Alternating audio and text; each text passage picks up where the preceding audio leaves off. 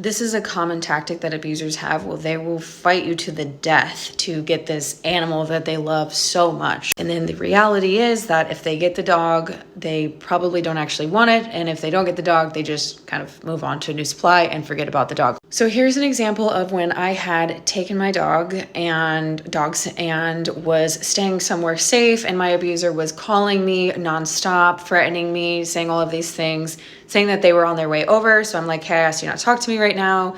Tell me if you're coming here. I ended up calling the police because they were threatening me and all this. It was super dramatic. The police were really helpful, but didn't actually have to show up because they never came. But here's the point of it. I'm going to get a lawyer for Pip, as ridiculous as it sounds. I paid some money for her. They didn't. So hopefully that helps me make some kind of case. So fast forward, I said this in the other video, I left my dogs at home. I had a plan, a hope that it would all work out. It actually worked out better than I thought it would, because someone ended up reaching out to me saying that they were willing to go get my dogs and care for them until I got back home from Spain and was able to take them back. What state do you think the dogs were in when they were rescued? I'm just gonna call it that. So here you can see the dogs had fleas and mats. I can't read this right now. And I say, oh, I feel like they weren't paid attention to, they weren't cared for.